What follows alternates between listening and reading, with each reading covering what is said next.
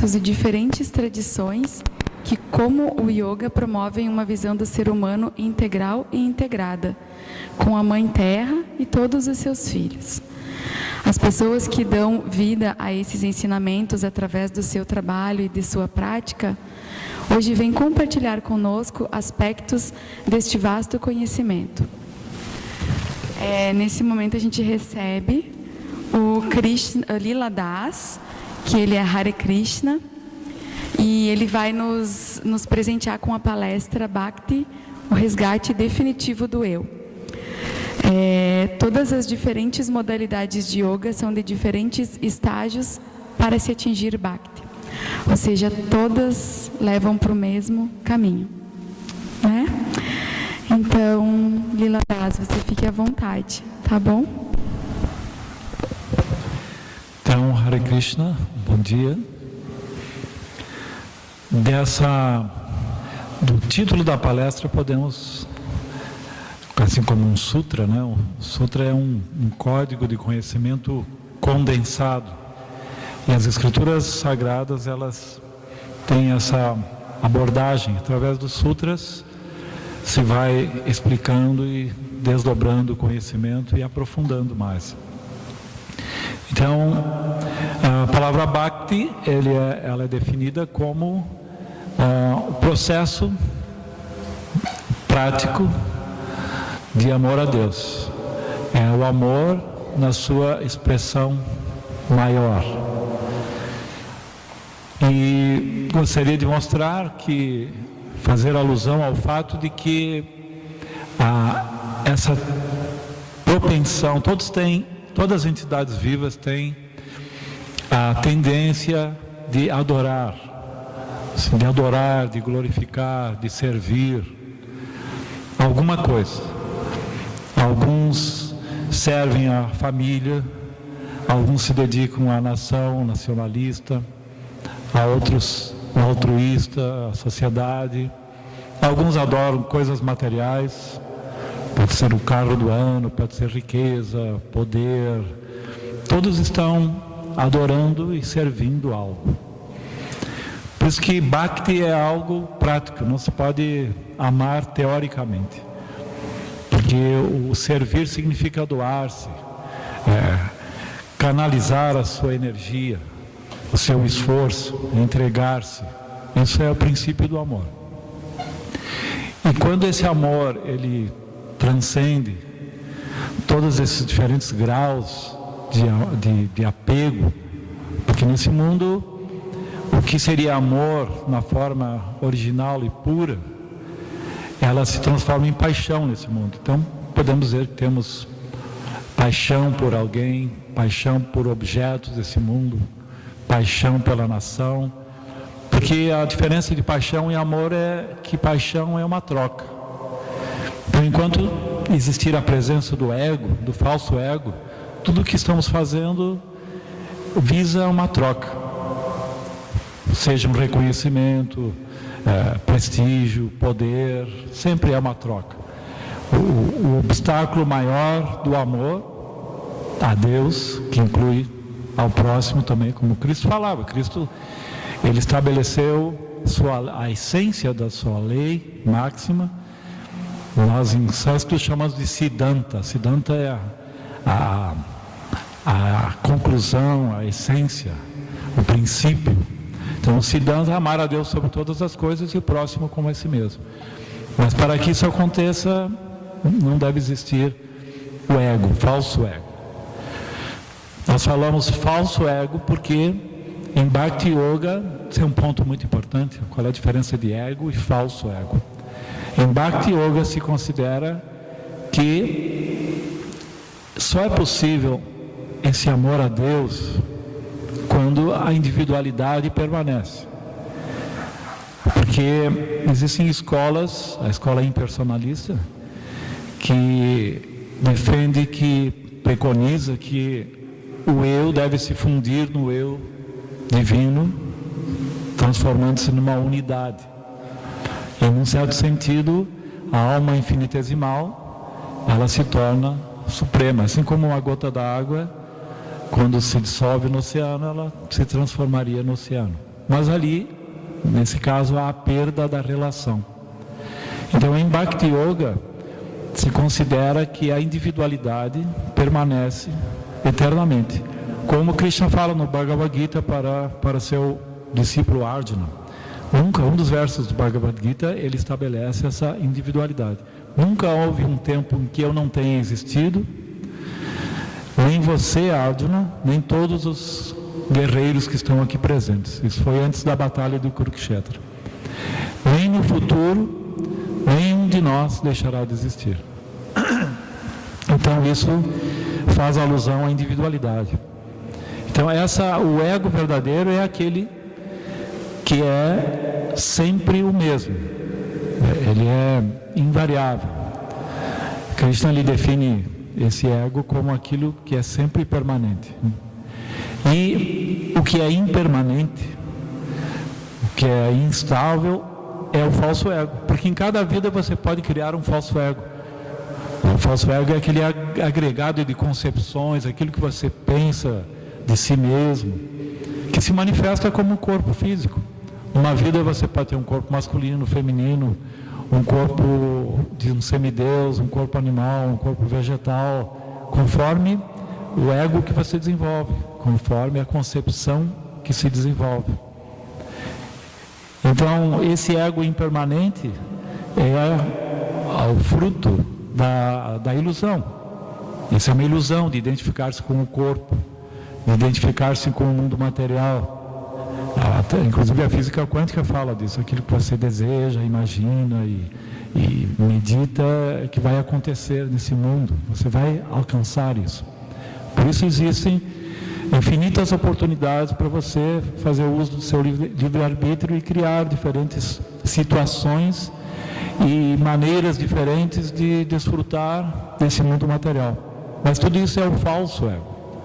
O ego verdadeiro é aquele que entende que é parte e parcela de Deus, dependente dele.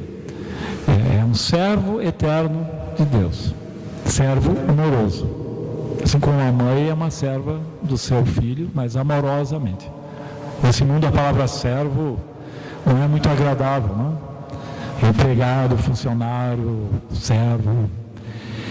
Porque aqui a gente trabalha em troca de algo e isso não é muito agradável. Mas no amor, o servir é mais aprazível do que ser servido. É outro paradigma. Nós vemos no próprio Bhagavad Gita que Arjuna é o guerreiro que está lutando na batalha do Kurukshetra, mas quem está dirigindo a quadriga como um servo é Krishna. Deus aceita e gosta de aceitar até uma posição subalterna por amor, servindo o seu discípulo, a entidade viva. Então em Bhakti existe essa troca, isso é muito importante, entre o adorador e o adorado. Cada qual quer servir mais o outro. Sendo assim, o nosso falso ego, nós queremos nós ser os servidos. Então nesse mundo queremos ter as opulências de Deus, que são 6.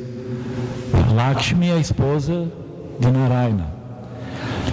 A Narayana é uma expansão de Krishna que atua como o mantenedor, né? Vishnu.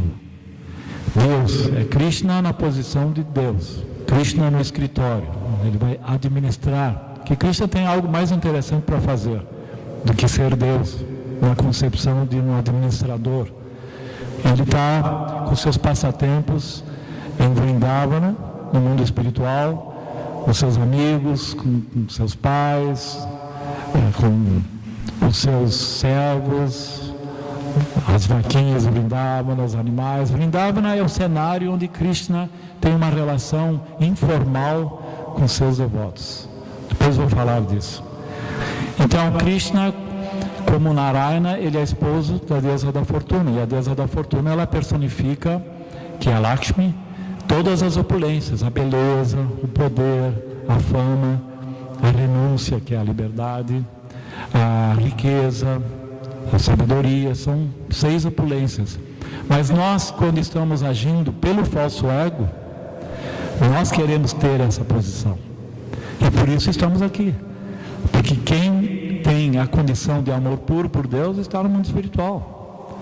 Mas quando surge o desejo, isso é uma possibilidade, de tentar ser, de tentar existir separado de Deus, o que é impossível na verdade, mas para esse tipo de ilusão, Krishna, Deus criou o mundo de Maya, onde nós podemos viver da relatividade e se considerarmos um certo Deus em determinado contexto e assim nos iludirmos e nos gratificarmos em ser o que tem mais fama dentro de um contexto social, o que tem mais poder, o que tem mais sabedoria, o que tem mais riqueza. E assim, vida após vida, vamos tentando alcançar. Às vezes nós nos perguntamos, né, tem pessoas tão ricas que não tem como usufruir dessa riqueza no decurso de uma vida. Então, por que eles continuam ainda tão avarentos e apegados? Porque eles ainda não são Deus. Talvez não seja o mais rico do mundo, e depois do universo. Porque o falso ego, ele tem essa propensão, é a natureza, essa tendência de ser Deus. Mas isso é impossível. A parte não pode ser o todo. Nós sempre seremos uma parte, uma parcela. Assim, que como uma folha querer ser a árvore. Ela é uma parte apenas. Mas ela não é Deus. Então, o processo de Bhakti, ele significa resgatar a nossa verdadeira essência. E isso é algo muito importante. Resgatar a nossa essência. E qual é a nossa essência? Quais são as características do eu? O que Krishna fala no Bhagavad Gita, ele descreve: terra, água, ar, fogo, éter, mente, inteligência, falso ego, esses são os meus elementos materiais. Todas as formas nesse mundo são compostas desses elementos materiais. Mas além disso, Arjuna, existe uma natureza transcendental, que é o eu, o espírito. Mas assim como nosso corpo é formado desses 8 elementos, de que é formado o eu? A palavra em sânscrito é Satchitananda. Satchitananda. Vocês já ouviram falar nessa palavra. Sat significa eternidade. Chit significa consciência. Hare Krishna.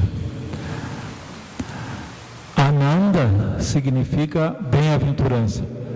Então o eu e toda a energia, todas as formas, a própria forma de Krishna, quando vemos a forma de Krishna, ela é formada desses 3 elementos, Sat, Chit, Ananda. Então as formas espirituais, elas são compostas de eternidade, consciência pura e bem-aventurança. Então, quando a espiritualidade significa um processo de resgate, não um processo de evolução, no sentido de que a alma começa do zero, e através de muitas vidas, reencarnações, irá atingir essa conquista de ser eterno, pleno de conhecimento e bem-aventurado. Então, todo o processo, todos os sadhanas, de todas as linhas autênticas de espiritualidade, elas visam resgatar o eu. Quer dizer, você vai resgatar aquilo que já tem. Então, nesse sentido, existem várias metáforas nas escrituras védicas. Por exemplo, a do veado ao miscareiro. O veado, e nós estamos procurando fora o que já temos. Esse é o grande equívoco, o poder da ilusão. Hare Krishna. O veado ao miscareiro, ele tem como estratégia para atrair a fêmea, emanar, né, o almíscar. Mas quando ele sente o aroma do almíscar, ele mesmo fica atraído e procurando em todas as direções de onde vem o almíscar. Mas vem dele mesmo. Então nós também estamos nessa situação, estamos procurando, porque são só 3 coisas que todos estão procurando: desde o mais insignificante micro-organismo até o maior dos semideuses, todos nós estamos procurando por essas três coisas, que é resgatar aquilo que somos. Estamos procurando por uma situação de eternidade. Ninguém gosta da temporalidade, da morte, da velhice. Você está numa situação de coisas permanentes, sendo que você não é permanente. Isso já explica o porquê do nosso eterno conflito e insatisfação. Ninguém, se nós perguntarmos quem está satisfeito, ninguém. Quem vai dizer que eu estou satisfeito sabendo que vai ter a morte, a velhice, a doença? Não posso estar satisfeito por não ter a não dispor todo o conhecimento, toda a consciência. Não posso estar satisfeito por não poder desfrutar ininterruptamente, que seria a bem-aventurança. Então nós estamos vivendo uma situação de conflito, porque estamos em um corpo onde a natureza do eu não pode se manifestar plenamente. Isso, no mínimo, gera um grande conflito. Eu sou eterno, mas estou num corpo e num mundo onde nada é eterno, tudo é impermanente. Eu sou pleno de conhecimento. Quando eu falo pleno de conhecimento, não quero dizer todo conhecimento detalhado, mas é o conhecimento qualitativo, de que eu sou parte de Deus, as qualidades dele, as qualidades do eu, o que é realmente relevante e essencial. Mas somos limitados por um corpo material com sentidos imperfeitos, com alcance limitado. Temos uma mente, uma inteligência que no mínimo entende o que é racional, mas não entende dos assuntos transcendentais. E também estamos num corpo onde existe o nascimento, a doença, a velhice, a morte. Sendo que nós somos, por natureza, bem-aventurados. Então fizemos um mau negócio em vir para cá, tentar sermos independentes de Deus, né? O Romércio dizia, agora temos que fazer um bom negócio, aliás, um bom proveito do bom negócio, né? Às vezes você compra um carro que não é aquilo que você pensava, mas tem que aproveitar como dá, né? Então, com esse mesmo corpo, com essa mesma mente, com o mesmo eu, que equivocado quis, né, vir para cá, nós podemos, é como um espinho, pode tirar outro espinho. Então, esse mesmo corpo na condição humana nos dá o potencial de revertermos isso. Então, aqui voltamos na questão do resgate. E esse resgate, então, é feito trabalhando a purificação do ego, do falso ego. Quando nós estamos na nossa condição normal, como entidade viva, nós naturalmente amamos a Deus, a humanidade, ao próximo como a si mesmo. O próximo também é os animais, as plantas, a criação divina, tudo. Naturalmente. Mas enquanto estamos com o ego, falso ego, não podemos amar ao próximo, porque isso implicaria em nos servirmos, em doarmos.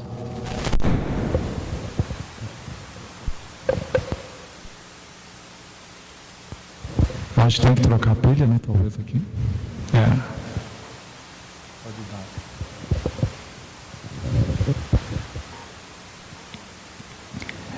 Então, todo o processo de yoga significa isso, reverter esse processo.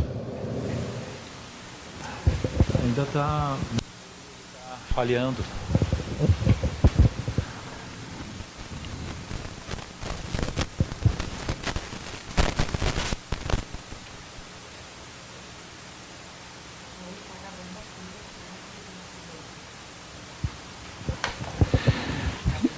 Tá. Então, vamos analisar na perspectiva cosmológica a nossa situação e vamos ver como tudo é estruturado nesse universo de tal forma que existe uma relação de serviço entre todos os seres, Ninguém está aqui nesse mundo sem servir e ser servido.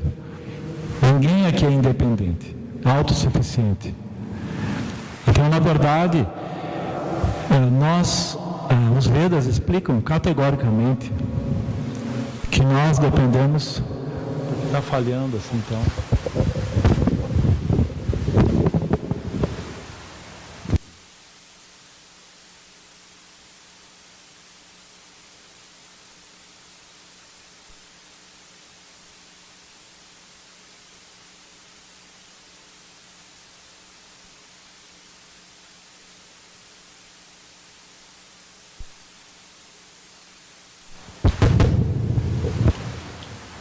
Obrigado.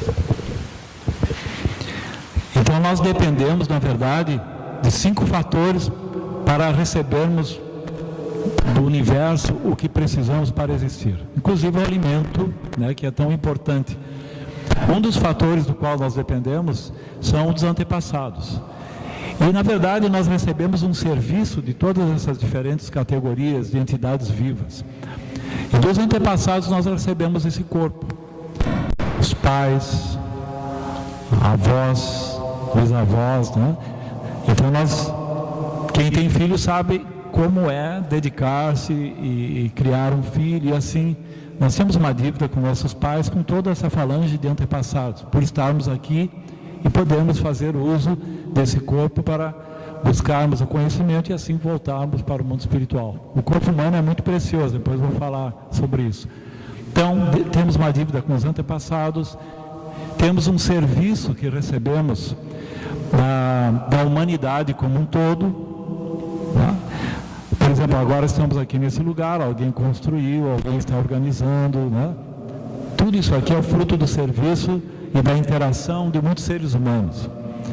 Desde o cientista que elaborou esse microfone, quem construiu, e assim a gente entende isso.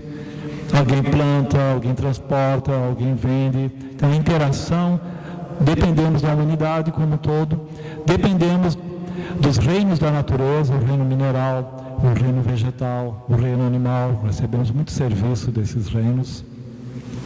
O alimento, por exemplo, vem diretamente desses reinos. E dependemos também de um legado cultural, de um cabedal de conhecimento de muitos sábios, mestres, cientistas. Quer dizer, cada invenção que se soma tecnologicamente a informações culturais, desde um ditado, água mole em pedra dura, tanto bate até que fura, alguém compôs isso.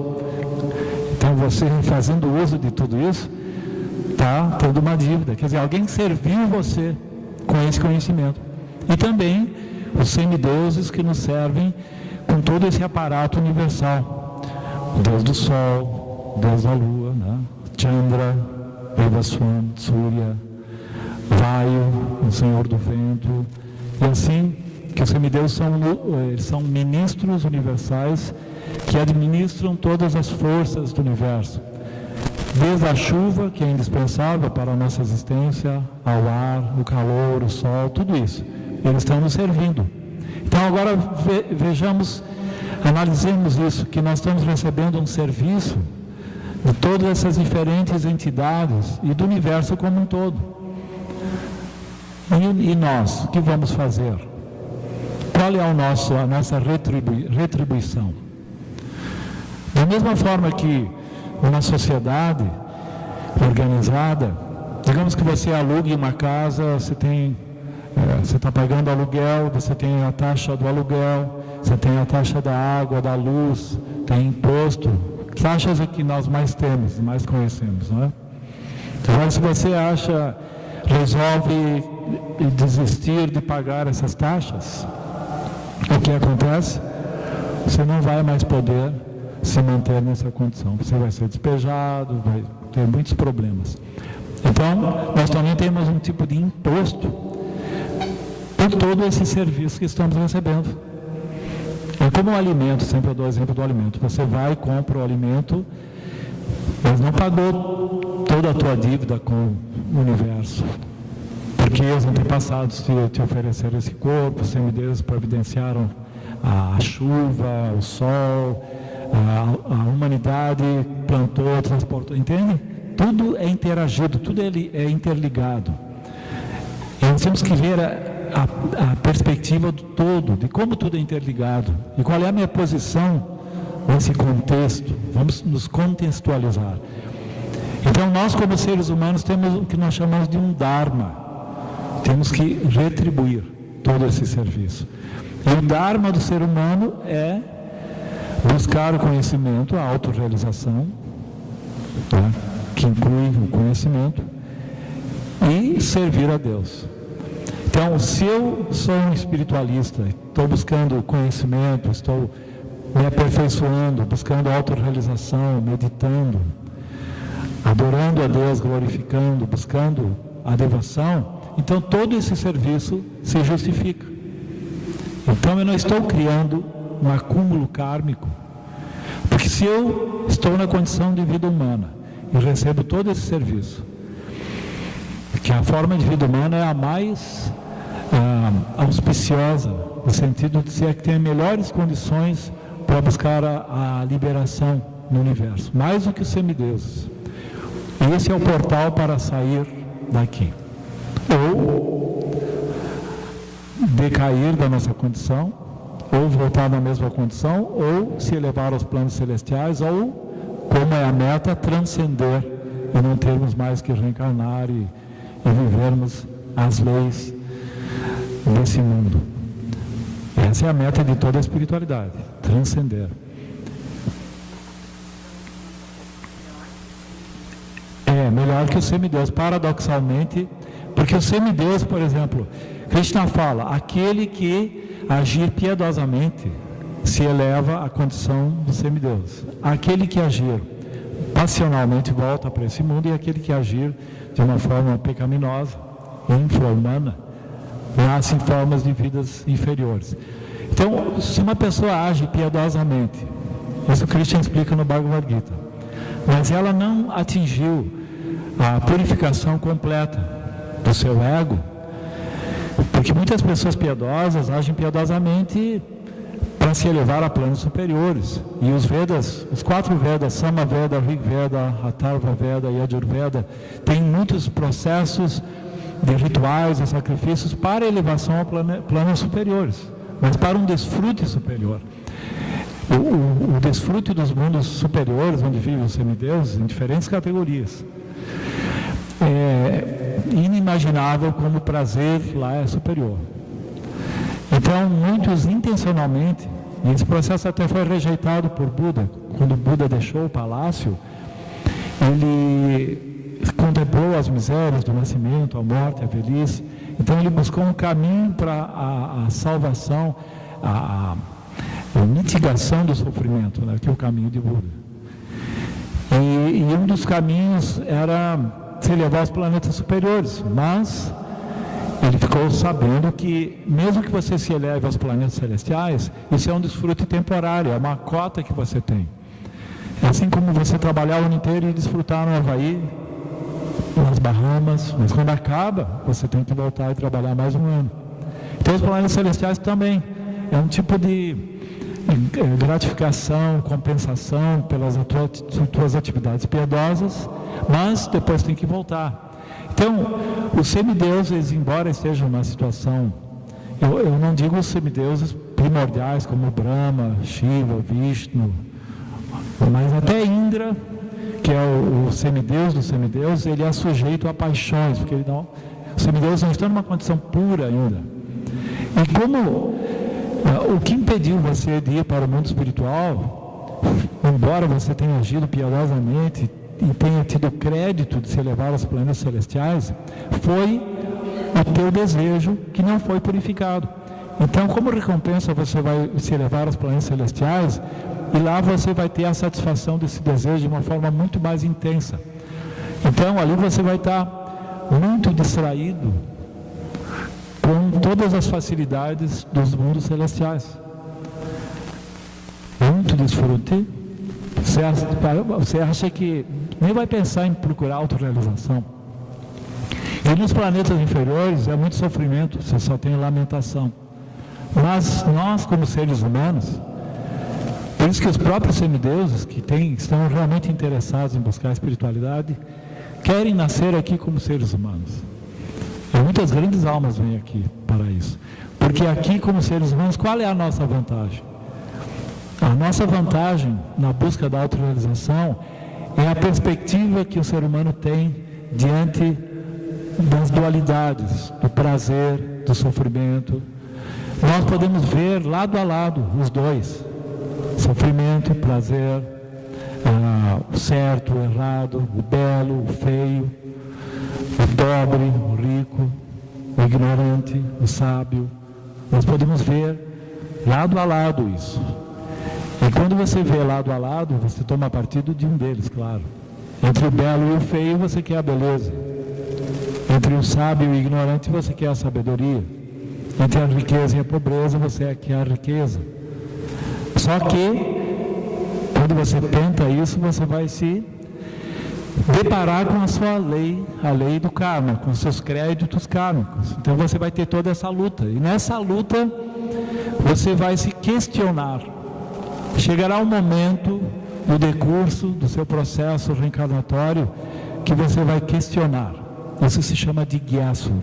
Depois de tanto procurar nesse mundo uma situação o mais permanente possível de poder, de riqueza, de conhecimento, de prestígio, e depois de se frustrar tantas vezes porque tudo isso é temporário, você começa a questionar.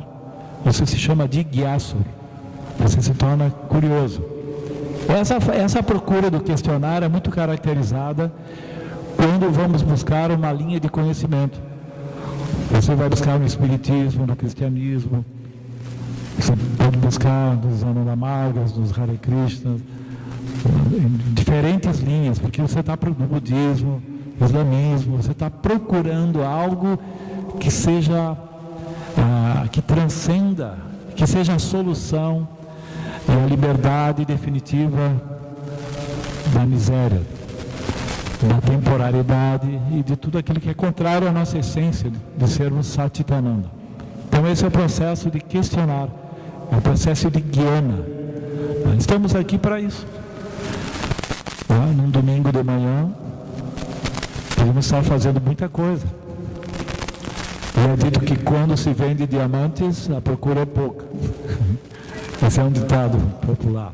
Se estivéssemos vendendo outras coisas, então o conhecimento espiritual é um diamante, né?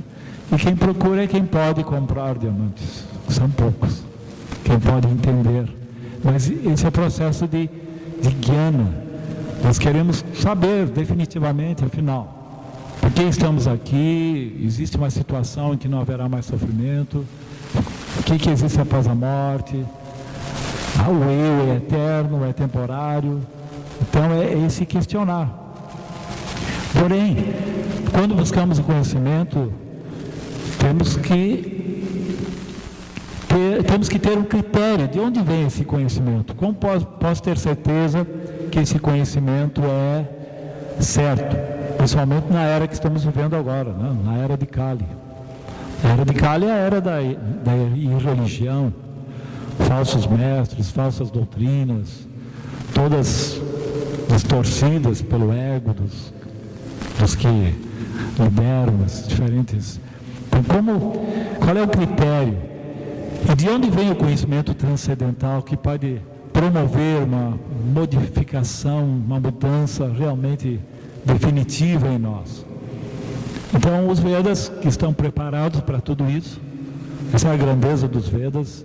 Os Vedas sabem que a humanidade é sempre a mesma, desde 5.000 anos para cá. Os problemas são sempre os mesmos. Só muda o domínio, o controle que o homem tem na tecnologia. Mas os problemas são sempre os mesmos, o corpo é o mesmo. Imortal, nascimento, velhice, morte. Então os Vedas já estão prontos para responder tudo.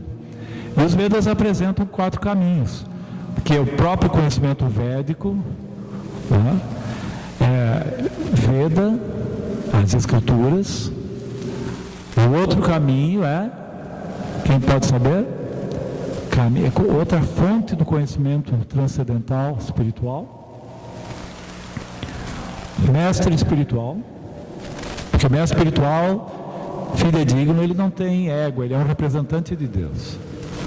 Não tem um falso ego. Ele é um mediador.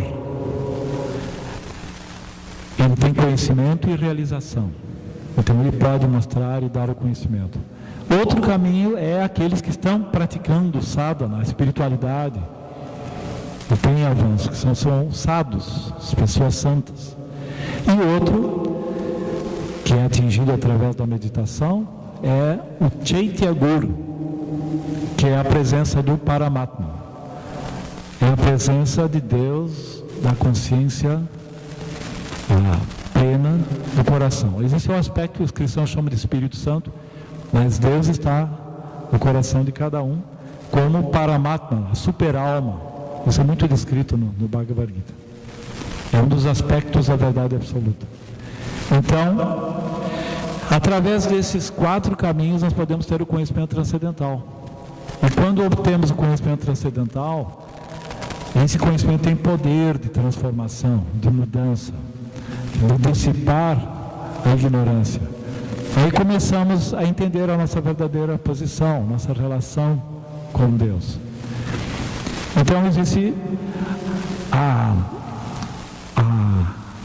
consciência de que nós precisamos de um processo, de um método de purificação. E isso nós chamamos de sadhana, uma disciplina.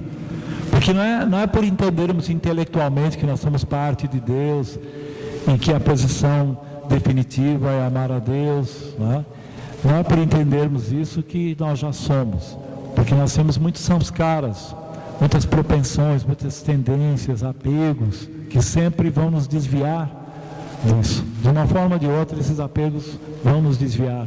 Então nós temos uma luta para purificar todas essas nossas tendências. Até toda a escritura tem os 10 mandamentos, os Vedas apresentam as 4 práticas de não praticar sexo ilícito, de sermos vegetarianos, contra a violência, a prática de não intoxicação e também de não jogar jogos, todo esse tipo de vício. Tudo isso são coisas que nos prendem nesse mundo e que nos desviam dessa meta. Então é isso, existe todo um esforço de se desapegar desses samskaras. Mas aí existe a presença do mestre espiritual. Então a bhakti, a devoção, é como uma semente.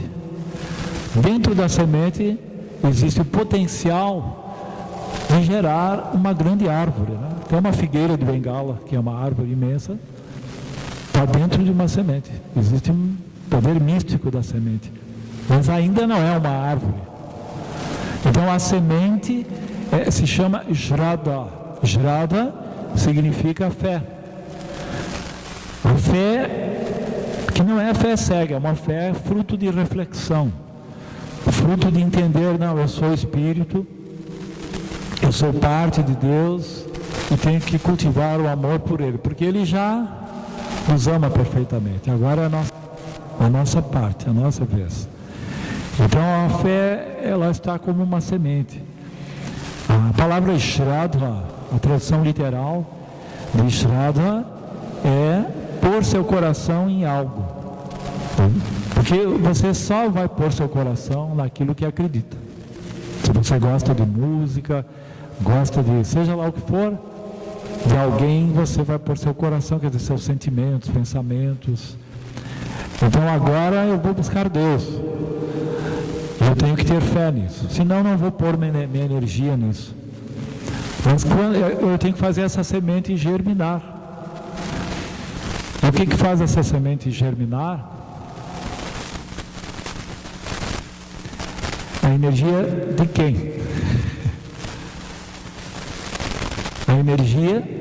Não, nós estamos precisando que essa semente germine.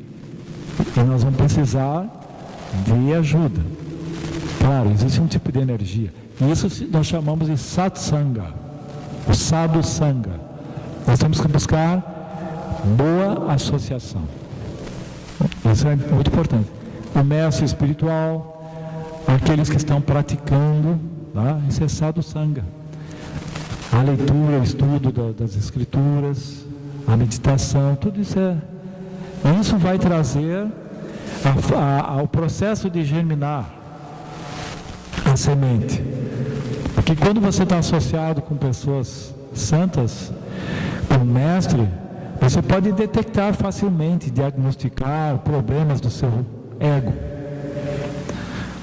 Geralmente, pessoas que estão procurando pela espiritualidade são pessoas que são mais avançadas do que aqueles que são grosseiramente tolos. E se você está só associado com essas pessoas, o teu ego, silenciosamente, cresce. Eu sou superior. Que esse é o problema das pessoas de conhecimento. Às vezes eles não têm o ego grosseiro, mas ainda tem o ego sutil, de querer um certo prestígio e de ter mais conhecimento que os outros. É uma espécie de vaidade, né, intelectual. Então isso também é um problema. Mas se você está com o mestre espiritual, essa sua vaidade não vale nada, porque ele é puro e você não é. Então quando você está com alguém puro, essas impurezas que são muito sutis e que no meio grosseiro nem vão se manifestar, elas vão vir à tona. Por isso que a palavra guru significa pesado. Ele vai ser pesado com o seu ego. Ele não vai deixar passar o ego. É guru, na verdade a pronúncia. Então, a palavra guru, a tradução é aquele que é pesado. Ele é pesado com o teu ego. E aquele que não aguenta o peso do guru foge. Por isso, as escrituras, né, é tudo um grande teste para o ego. A prática do serviço devocional, como começa a Bhakti, agora chegamos em Bhakti, né, depois da contextualização, a prática, Shravan, que são 9 caminhos, 9 práticas, mas os principais são Shravan, Kirtan, Smaran. Ouvir, cantar, falar, né, aquilo que tu ouviu, e Shravan. E Shravan é refletir, meditar. Não uma meditação vazia, no vazio, ou impessoal, mas meditar nas atividades de Cristo, na tua relação com Cristo, é algo positivo. Então, eu vou falar do processo de Shravan. O Shravan é o que tu ouve de conhecimento transcendental. Por exemplo, você quer ter devoção por Krishna, por Deus, você tem que ouvir sobre Ele. Como você vai amar alguém que não conhece? Não é verdade? Você não vai amar, mesmo até o amor virtual. Você tem que ter alguma descrição na fotografia, isso é enganoso às vezes, mas você quer. Tem muitas histórias sobre isso. Mas você quer saber. Então você tem que escutar. Shravana é isso. Existem muitas escrituras, tanto o Bhagavad Gita, o Mahabharata, o Ramayana, o Srimad Bhagavata por excelência. O Bhagavata Purana, ele tem as descrições, o 10º canto do Srimad Bhagavata, todas as descrições das atividades de Krishna quando esteve aqui nesse mundo há 5.000 anos atrás. Então, ouvir sobre isso também faz com que seu ego se purifique. O Bhagavata tem muito relatos de como atuam as almas puras e elevadas em diferentes situações, como eles cultivaram o amor a Deus. É como ver a vida de Cristo, né? Você vê tudo o que Ele fez por amor ao Pai, tudo o que Ele suportou e tudo o que nós não faríamos por causa do nosso ego. Então a gente já começa a se comparar. Esse tipo de leitura é muito purificante.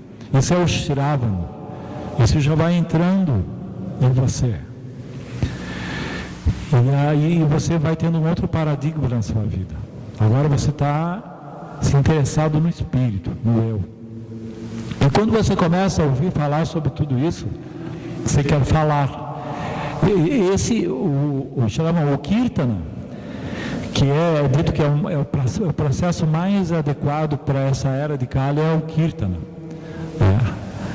Assim, cantar os nomes de Deus. Se você ama alguém, você gosta de falar o nome dessa pessoa, não é? Se você ama alguém, você ouve falar nessa pessoa, você já, estou falando da pessoa que eu amo. Você fica muito atento. Às vezes entre amigos, né? Você gosta de uma do grupo, então alguém está falando, você fica muito atento. O nome da pessoa que você ama. Então os mantras que são os nomes de Deus, por excelência, o mantra Hare Krishna é o mantra que foi ensinado pela encarnação de Krishna, Chaitanya Mahaprabhu, para ser praticado nessa era. E esse mantra, ele tem o poder, ele tem assim o alcance de todos os processos de outras eras. Porque como nessa era a nossa vida é curta, nossa inteligência é muito mais curta e nosso karma, nós somos caros, nós somos muito bons, então o processo ele tem que ser o mais simplificado. Então o processo de cantar o mantra Hare Krishna, que já tem o mantra Hare Krishna todo é elaborado para isso. Hare é a invocação da energia espiritual, que representa Radharani, a consorte de Krishna, que personifica a Bhakti. Krishna é o nome de Deus que significa aquele que é todo atrativo, porque ele tem todas essas opulências, toda a beleza, todo o poder, toda a sabedoria, né? E Rama significa que dessa relação surge a bem-aventurança. Rama é outro nome que significa a fonte de todo o prazer. Então, quando falamos em Kirtana, significa meditar o mantra. Esse mantra Hare Krishna ou outros nomes, Om Namo Bhagavate Vasudevaya, seja Govinda, Jaya Jaya, tem muitos nomes, né? E o Kirtana, ele pode ser cantado como Japamala. Ele pode ser cantado, o Kirtana, com instrumentos musicais, como nós fizemos ontem. Até uma banda de rock pode fazer Kirtana. Esse é o Augusto. Mantra rock, pode ser. O importante é o mantra ser cantado. E depois também pode ser cantado e dançado como Kirtana, né? Que a gente canta, tanto no Nandamarga tem o Kirtana dançado, como o Hare Krishna. Várias celebrações, até o Sufis, tem essa celebração que você canta os nomes de Deus. Né? Então, isso é Kirtana. E o outro processo é Shravan, que é o que eu já falei, que é meditar em tudo isso, né? É como se fosse ruminar no conhecimento. Você tem que digerir esse conhecimento, ponderar filosoficamente. Você não deve aceitar tudo isso cegamente. Você tem que ter filosoficamente, racionalmente, a aceitação disso. Você não pode devotar-se a Deus porque alguém fez, não pode imitar. Você tem que seguir. Há uma diferença entre imitar o Guru e seguir o Guru. Seguir significa que você respeita o seu estágio, a sua condição. Você não quer fazer coisas que o Guru faz e que você não poderia fazer. Às vezes ainda tem pessoas muito austeras, né? Com demonstrações, mas você tem que respeitar a sua medida, ser coerente. E ter em vista, Karma Yoga significa isso. Você dá vazão aos seus desejos, porque você não vai reprimir, só que vai fazer isso com a perspectiva de uma transcendência, de uma perfeição. Por exemplo, se a pessoa tem em Karma Yoga, como isso funciona, né? Você tem desejos, do desejo do sexual, tudo bem, você não vai reprimir isso. Você pode casar e fazer sexo no casamento, pode ter filhos e educar esses filhos espiritualmente, dar condições. Então o sexo pode ser sagrado nesse ponto. Mas se você tem esse desejo e faz de uma forma promíscua, isso vai te degradar. Então em Karma Yoga é assim, você tem desejo sexual, não é um desejo raro, né? Isso aí, basta ter um corpo humano, vai surgir esse desejo, tem que saber lidar com isso. Então não vamos reprimir, como muitas às vezes, aprendeu que transcender o sexo é o ideal, então para com tudo e depois tem quedas escandalosas, porque não foi resolvido o problema. Isso não é que Krishna fala, de que vale a repressão? Krishna apresenta vários, então Karma Yoga é isso. Você cumpre seu desejo religiosamente, dá vazão a ele e canaliza, assim, tem como parâmetro o ideal. Eu sou músico, temos aí o Augusto, que é músico também, nós somos uma banda, gostamos de música, de rock, então vamos cantar mantra rock. Não reprimimos esse desejo e vamos usar isso para glorificar Krishna, porque tudo é para glorificar Ele. Tudo que existe é dele. Então, eu vou usar isso para o nosso ego. Ao mesmo tempo, a gente está desfrutando da música. Então, isso é Karma Yoga.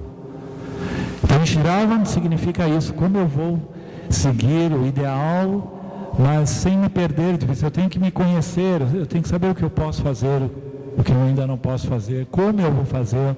Ali existe um espaço bastante individual para decidir. Então, depois que você tem Shravan Kirtan Smaran, você aprende a ouvir, aprende a glorificar, você aprende a meditar. Então surge outro estágio de Bhakti que chama-se Anartha Nivriti. Anartha Nivriti significa que ali sim você vai eliminar os seus anartas, os seus maus samskaras. Ali você vai se aliviar assim, de estar subindo a montanha com uma mochila muito pesada. Você vai eliminando os anartas. Quando você anula os anartas, começa a cessar o conflito. E aí o que você faz, toda a prática do serviço devocional se torna prazerosa. Aí você é nishta.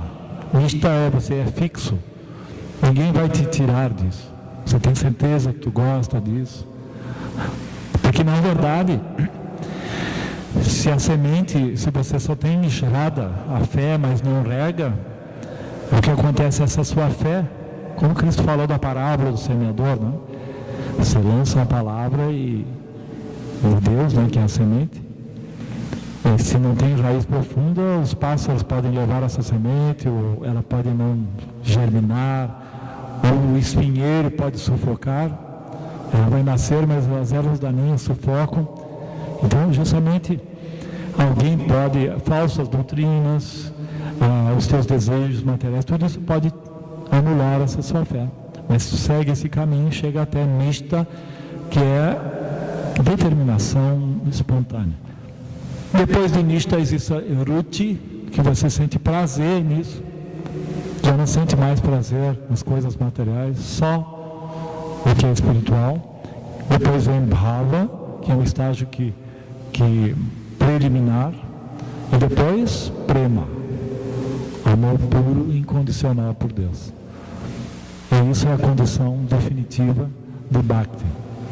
Então, Bhakti significa que eu não tenho mais nenhum apego material, só tenho apego a Deus, o serviço a Ele e o desejo de agradá-lo, de servi-lo é a minha meta. Quando um devoto cozinha, ele cozinha para Krishna. Quando ele canta para Krishna. Ele pensa, o que Krishna vai gostar? Tudo que ele faz para Krishna. E se Krishna está satisfeito, ele também está satisfeito. E daí começa a se estabelecer uma relação com Krishna.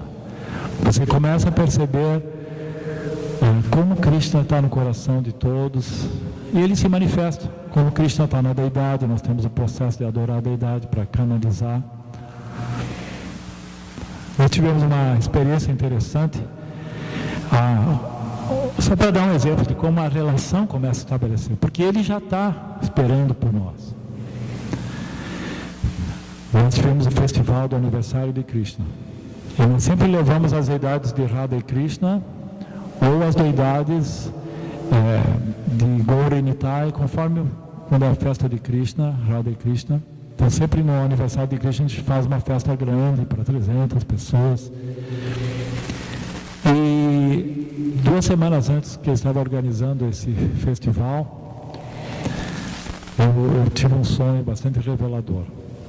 Que nos sonhos também Krishna se manifesta. Nas histórias de Krishna você vê que os pujaris, né, os sacerdotes recebiam mensagens, né? Eu não sou nada para receber esse tipo de mensagem, mas como eu era o produtor da festa, eu acho que Krishna teve que se revelar para mim para que a coisa acontecesse, né? Da mesma forma que outros que queriam participar tiveram que recorrendo, eu quero fazer parte, quero cantar no festival. Né? Então eu sonhei que estava preparando o festival, os devotos, muita luz, né? E muita parafernália. Aí alguém bateu na porta, eu fui abrir, era as deidades de Krishna, Balarama e Subhadra, a irmã de Krishna. São Jagannatha, Baladeva e Subhadra, são 3 deidades. Eles estavam assim meio desamparados, né? Tudo isso tem um significado. Meio que esquecidos.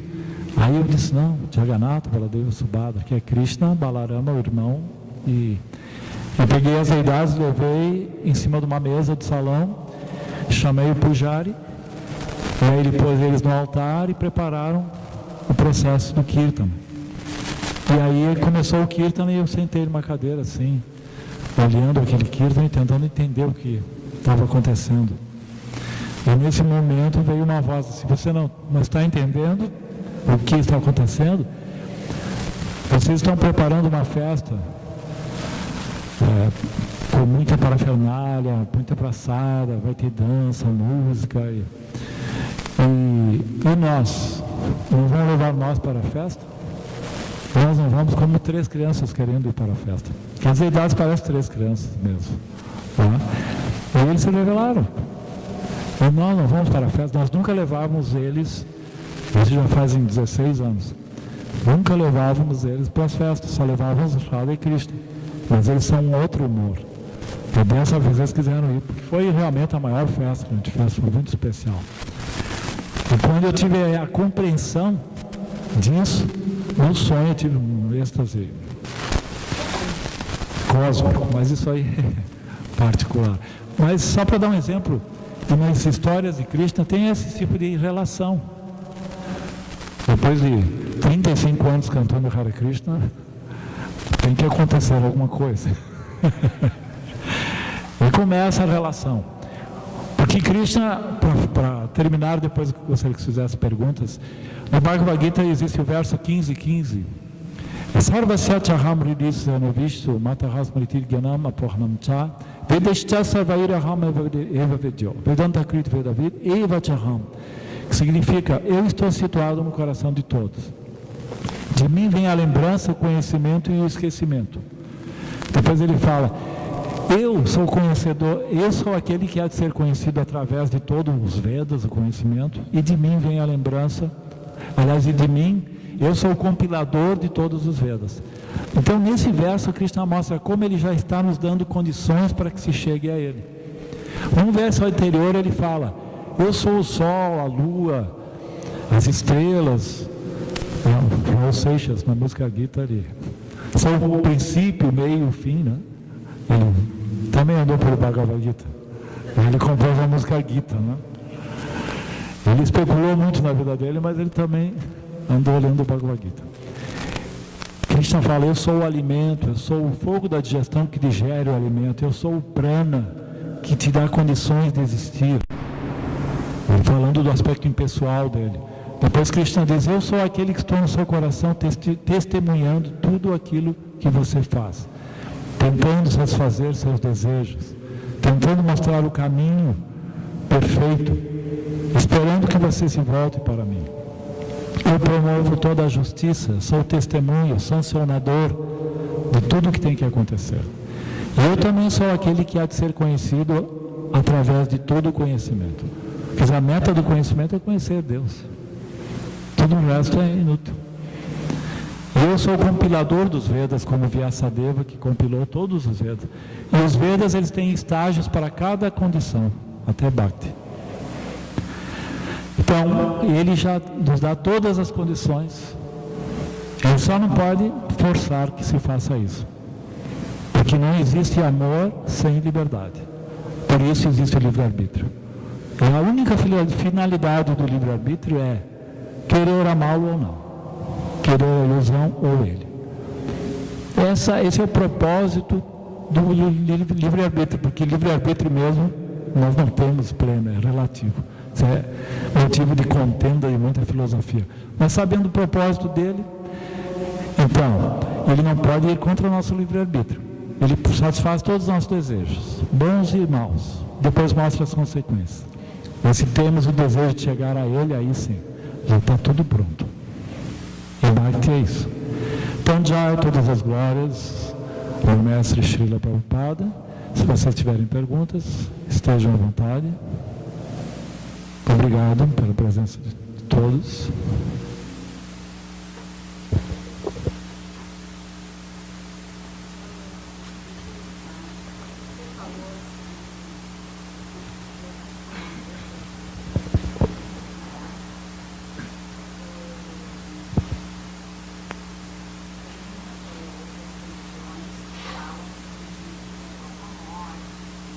Pode falar mais alto para...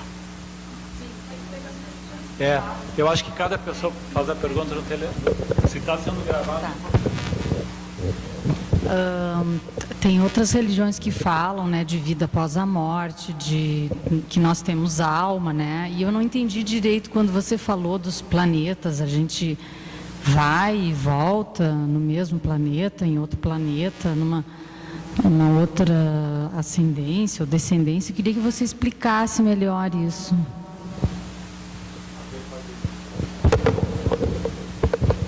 Então, Krishna fala no Bhagavad Gita que a alma, nós, estamos transmigrando desde tempos imemoriais, aqui na criação dele. Então, o que determina para onde vamos, e esse aonde vamos pode ser mundos superiores, mundos inferiores, voltar para cá, o que determina é o tipo de consciência, o estado de consciência, de mentalidade que nós cultivamos durante uma vida. Nós, na forma de vida humana, estamos justamente no meio da criação, porque aqui é que nós fizemos a escolha. Nós é que temos assim o acesso maior ao livre-arbítrio. Nos mundos inferiores só se lamentam, nos mundos superiores só desfrutam. Sim, os mundos superiores, o que as escrituras falam de mundos celestiais, são de seres superiores a nós, com mais duração de vida, com mais beleza, mais poder, mais riqueza, os semideuses, que a literatura, em todas as tradições, existem os semideuses gregos, romanos, os semideuses afro, semideuses persa, os semideuses no cristianismo, os anjos, os arcanjos, tá? No hinduísmo também temos os Gandharvas, que são os anjos, né? Temos os vários níveis de semideuses, porque existem 7 mundos superiores. Assim como nós temos 7 chakras, existem 7 mundos. Cada chakra é uma conexão com esses mundos superiores. Então, conforme a mentalidade que você desenvolver, a consciência, você vai para esses lugares. Se você desenvolver uma mentalidade inferior, só para comer, dormir, reproduzir-se, defender-se, mesmo que seja de uma maneira sofisticada, isso é mentalidade animal. Se você transcender as paixões humanas, buscando conhecimentos, é uma pessoa piedosa, você vai para o mundo dos piedosos. E se você continua com as paixões humanas, volta para cá. É esse o ponto. Cristo dizia, há muitas moradas na casa do meu Pai. Nós é que escolhemos, consciente ou inconscientemente, para onde vamos. Nós estamos viajando no universo. Estamos como numa roda gigante. Ora estamos lá em cima, ora no meio e ora lá embaixo. Esse é o samsara.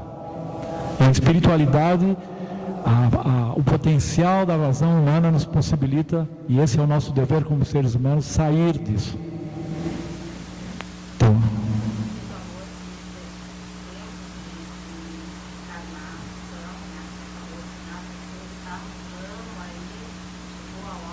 sim, tá.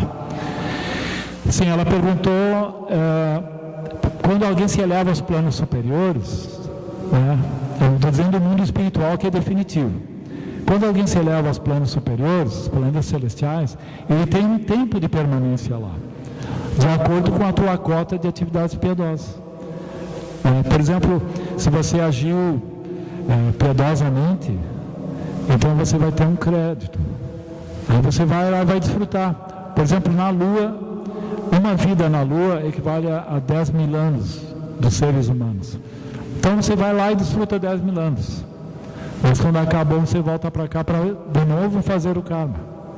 Entende? Não é eterno os planos celestiais. É quase eterno comparado com o nosso, mas não é eterno. Como nos mundos inferiores também. Ninguém fica eternamente nos planos inferiores, ou em vidas inferiores. Ele vai evoluindo até chegar novamente na forma de vida humana, porque enquanto você não fizer a escolha definitiva de amar a Deus e livrar-se do ego, você ainda sempre vai ter que voltar aqui e fazer escolhas. A verdadeira e derradeira escolha. É isso que eu quero dizer. Não. A diferença do hinduísmo é que é cíclico e não linear. Dentro da ciência, do cristianismo, até o espiritismo, é linear, mas é circular. Tu tem que sair desse, porque tu tem livre-arbítrio. Sim. Sim, cara, sempre vai ser uma espiral cada coisa que tu começa, né? É isso mesmo. Sempre vai ter. O que é Yin vai se transformar em Yang, tem essa. Então, isso é o que nós temos que entender. Que nós sempre temos uma chance. Para isso existe a reencarnação. Alguém tem mais uma pergunta?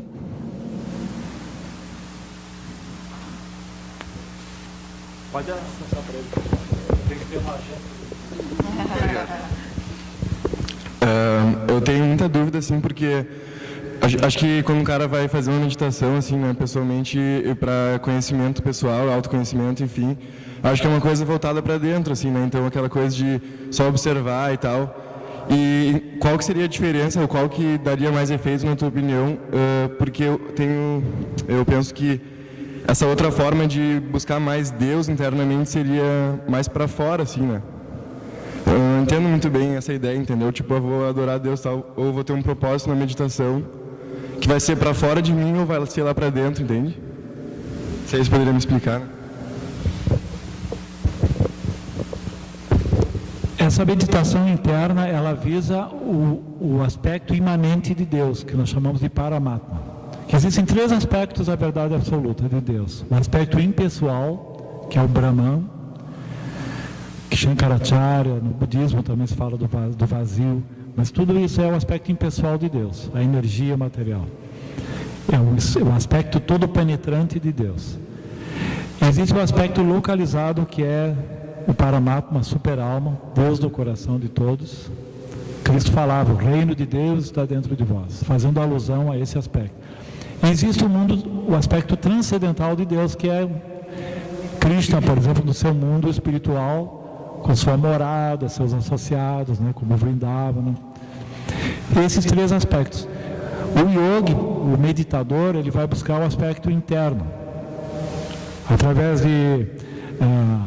dos asanas, pranayama, yama, niyama, a Ashtanga Yoga culmina em buscar o aspecto interno de Deus. Uma vez que esse aspecto interno de Deus também está no coração de todos, ele vai ser interno e externo também. Porque quando você realiza em você, você vai realizar nos outros. E esse é o resgate de Satchitananda, de Chit, do conhecimento. O resgate de Sat, que eu estou falando, é quando você realiza o aspecto impessoal de Deus. O resgate de Chit, do conhecimento, é quando você resgata o aspecto localizado. E o resgate de Bhagavan, pessoal, é quando é Bhakti Ananda. Então é isso, tanto interno como externo, porque ele está no coração de todos e no interior de cada átomo também. Os dois são um. Mas começa internamente, você tem que descobrir em você para depois entender como ele está atuando. É o mesmo.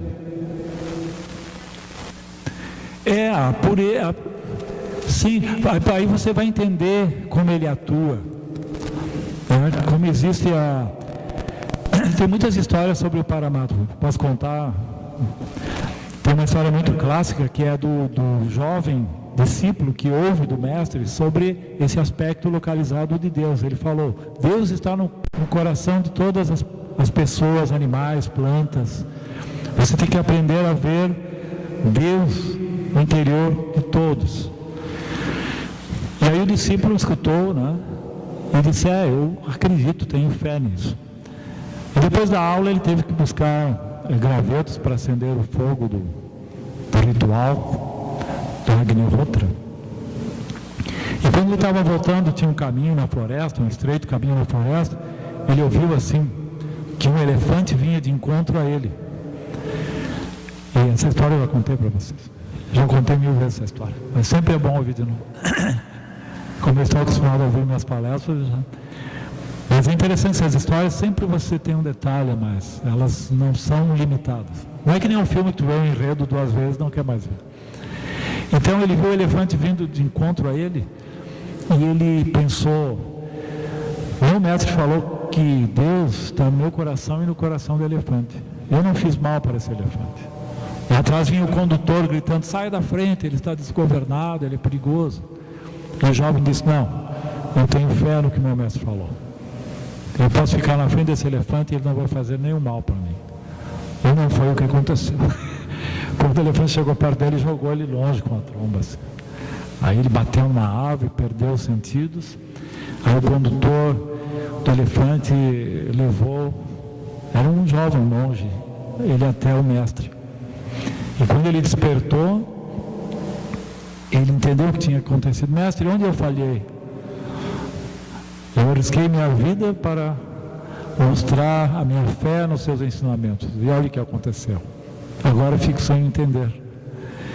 Aí o mestre disse, Deus está no coração de todos, no seu coração, no coração do elefante e também no coração do condutor, que avisou para você sair da frente. Então, nós temos que aprender a ouvir a verdadeira voz divina que está no coração de todos. Como outra história, que eu contei também, de um jovem que foi pedir doações para seu mestre, esmolar, né, alimentos para seu mestre. Né? Os monges têm essa tradição, né, de pedir doações. E aí ele pediu doação para um homem rico montado assim um elefante, era um zamindar, tipo um coronel. Ele não estava bem humorado hoje, esse dia não estava bem humorado, e aí espancou o jovem. Aí o jovem perdeu assim, os sentidos, também foi levado para o ashram, e quando ele despertou, o mestre dele estava dando a leite para ele, né? E aí perguntaram, o que aconteceu com você? Quem espancou você? Aí ele respondeu, o mesmo que está me dando leite agora. Esse tinha mais realização. Então é esse Deus que está dentro de nós. Por isso que tudo que acontece é sancionado por Ele, então tudo é importante. Mas o ego considera que não, isso eu não merecia. O jovem poderia pensar, eu sou um monge, porque eu fui espancado, sou uma pessoa boa, não fiz mal a ninguém. Porque eu fui espancado, como Deus permitiu que eu fosse espancado. Um espiritualista, ele vê tudo como a ação desse Deus interior. Se eu fui espancado, ele sabe do meu karma, ele sabe que eu tenho que aprender.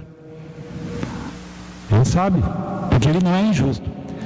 Como ele é onisciente, ele sabe de todo o meu karma e o karma dos outros, ele sabe o que eu mereço, o que eu não mereço, o que eu preciso, o que eu não preciso. Ele é o testemunha, ele é infinitamente amoroso e bom. Então, tudo que Deus faz é bom. Posso contar outra história? Tudo que Deus faz é bom. O rei, ele costumava sair para caçar. E sempre levava um ministro junto, né? Um amigo dele, né?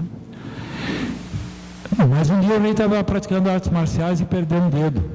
Aí ele ficou muito irado e foi revelar para o seu amigo, fiel ministro, olha o que aconteceu comigo, perdi um dedo, eu sou um guerreiro. Isso é um grande infortúnio para mim. Aí então o ministro, que era um brahmana, o conselheiro, disse, não se preocupe, tudo que Deus faz é bom. E o rei, que era muito passional, não gostou disso, ele queria ouvir outra coisa. Ficou irado e mandou prender o ministro. E no outro dia ele foi caçar sem o ministro. E dessa vez ele foi para um outro lugar que ele nunca tinha ido. Um lugar que o seu conselheiro nunca aconselhava que ele fosse. Mas ele foi. E lá tinha uma tribo de aborígenes que ofereciam sacrifícios humanos. Acharam que o rei era um belo sacrifício, não? Seria um belo sacrifício. Aí capturaram o rei e o sacerdote estava preparando banhando o corpo, perfumando, pintando, que ia ser oferecido aos deuses da tribo. Aí quando o sacerdote percebeu que faltava um dedo, ele disse: pode soltar esse homem, que é inútil, uma oferenda incompleta não pode ser. Aí o rei disse: nossa, fui salvo por faltar meu dedo, perdi o dedo e não perdi a vida. Aí ele lembrou, né? Tudo que Deus faz é bom. O ministro falou palavras sábias. Eu fui um tolo, mandei prender, fui irado, né? Aí o rei foi lá libertar ele, pedir perdão para ele. Aí o rei disse: veja, o que você falou é certo. Se não tivesse perdido Deus, o dedo teria perdido a minha vida. Mas e você? Por que você foi preso injustamente? Aí ele sorriu e disse: porque eu tenho todos os dedos. Se dessa vez eu tivesse ido, como sempre, na caçada, eu ia ser oferenda. Então isso é importante, né? Falando desse Deus interno, você começa a entender essa linguagem, começa a ver como Deus está no coração de todos. Como ainda tinha um sábio que faz parte da nossa sucessão discipular, que ele só via Krishna em tudo. E ele era muito renunciado, era um babaji, ele andava como um mendigo. E às vezes as crianças não entendiam isso, jogavam frutas podres nele, mas ele era um grande sábio. E às vezes ele ficava meio irritado com isso, mas ele não xingava as crianças. Ele só falava internamente, dizia: Krishna, se você continuar jogando frutas podres em mim, eu vou falar para sua mãe, Yashoda, vou me queixar. Chega de jogar essas. Ele não via, a causa era sempre ele, sempre. E existem milhares de histórias assim. Isso faz parte de Bhakti. Então, alguém tem mais alguma pergunta? Podemos encerrar? Eu ainda tenho que voltar para a lancheria e trabalhar até às 5, depois fazer mais uma palestra no templo. É um dia digno de um domingo, no meu estilo de domingo. Maratona do domingo. Sim.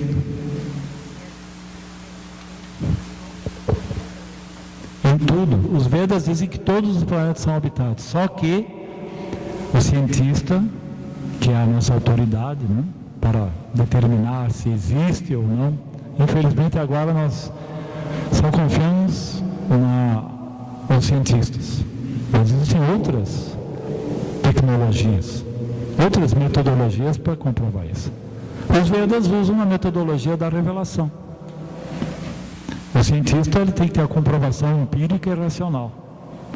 Mas a razão tem seu limite. A revelação é a própria verdade se revelando. Então, pelos Vedas é dito que todos os planetas, tudo é habitado. Só que em cada planeta as formas de vida são diferentes. Por exemplo, do Sol, as formas de vida são de corpos ígneos. Nesse planeta predomina a água, então nosso corpo é 70% água. Na Lua é um corpo sutil, um corpo mental. Então, assim, tudo é habitado. Assim como a alma pode habitar qualquer forma de vida, os animais também têm alma, as plantas têm alma, estão transmigrando. Nós podemos habitar ainda em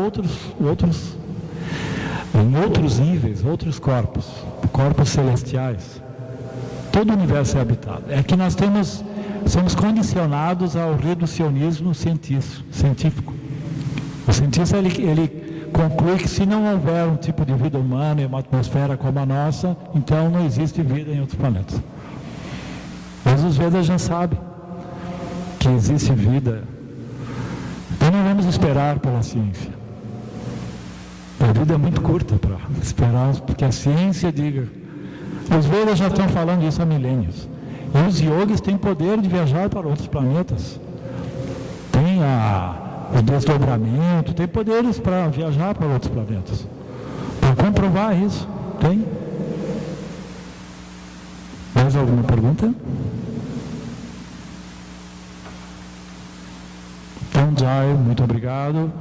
Hare Krishna, agradeço.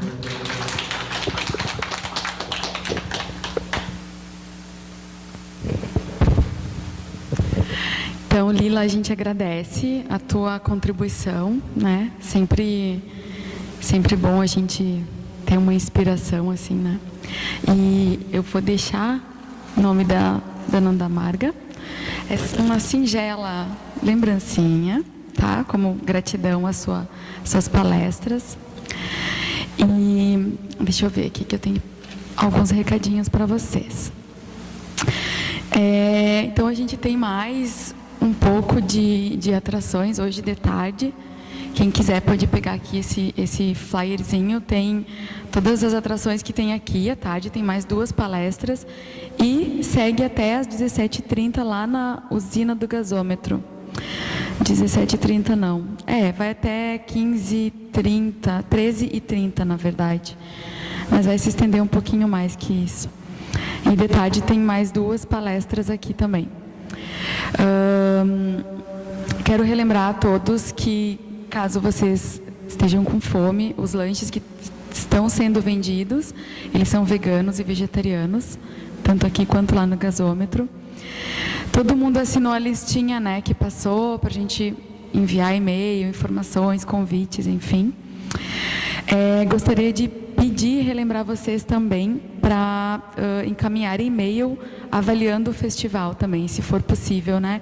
Que isso é importante para a gente. Provavelmente vai acontecer anualmente ou a cada 2 anos, enfim, a gente vai ver esse festival. E aí é legal porque vocês podem dar opiniões, sugestões, né? Sugerir temas, né? Sugerir novas inspirações, certo? E eu também quero fazer 3 convites. Vamos por partes. O primeiro é para o final de semana que vem. Está acontecendo uma oficina de agroecologia. Está ali fora na porta um convite, que ele é em Viamão, lá na unidade mestre da Nanda Marga. E vai ser muito legal, vai ser uma troca com a natureza, vai ter práticas de yoga, práticas de meditação, e a gente vai ter uma pessoa condutora que vai nos ajudar a começar a mexer na terra lá. Então a gente está preparando a terra para produzir alimentos. É o primeiro passo, né, da fazenda da Nanda Marga em direção a uma transformação que a gente faz tempo que pretende fazer e não tinha tido oportunidade ainda. O segundo convite a gente tem as nossas meditações toda quarta-feira na Sofia Veloso 157. Deixo o convite para vocês. Para quem for a primeira vez, é 18h15 e depois nas outras vezes é sempre 19h15. Tá? Então lá a gente faz o nosso satsanga, como o Lila estava falando no começo. Depois, se você quiser passar, Lila, não sei se tem como as pessoas irem, pode passar os horários lá do Hare Krishna. E pode passar agora. Nós temos ali no Govinda mesmo, ali no cima uma parte de cima do restaurante Govinda, no primeiro domingo e no terceiro domingo de cada mês, temos também um programa espiritual lá, com mantras, palestra do Bhagavad Gita e também sempre um coquetelzinho vegetariano que oferecemos. Domingo que vem vamos ter também, todos são convidados. É às 18h30, sobe pelo restaurante no segundo andar, primeiro domingo e o terceiro. Obrigado. Grata pelo convite. E o meu terceiro convite é para o nosso retiro, que acontece também em fevereiro, bem no período de carnaval. Também é no mesmo lugar onde vai ser a oficina de Karma Yoga. Tá? Então o retiro ele é uma oportunidade bem gostosa assim, de você se conectar com esse propósito mesmo. E às vezes você vai, né, você presencia palestras super inspiradoras, e às vezes o retiro pode ser uma porta de entrada para quem está buscando, né, essa espiritualidade, enfim. Eu gostaria só de compartilhar algo que ficou um pouco ressonante em mim com as palavras do Lila. Não sei que nível cada um está aqui de busca, enfim, mas eu acredito que se vocês estão aqui é porque a alma de vocês já solicita por algo, né? Por um movimento que é um pouco maior assim do que apenas buscar por algo mundano, né? Mas às vezes quando a gente começa a ouvir esses ensinamentos, né, dessas pessoas que são super inspiradoras, muita coisa nas primeiras vezes não faz muito sentido, né? É como se a gente estivesse aprendendo algo novo. Mas só em vocês estarem aqui, vocês estarem ouvindo esse bálsamo que é, né, de uma pessoa que já tem uma vivência, que já tem uma caminhada. Então, o Lila já colocou uma sementinha, né? Então, com o tempo, mesmo que sem intenção, né, de, não, vou seguir, vou lá no Hare Krishna, vou lá na Andamarca, vou... Sem intenção. A sementinha já foi colocada. Então, vai muito assim, né, da caminhada de cada um e da busca de cada um, para essa sementinha florescer mais adiante. Tá bom? Eu agradeço muito a presença de cada um de vocês e estamos abertos sempre para o que vocês precisarem, para informações, né? E desejo uma boa jornada para vocês. Namaskar.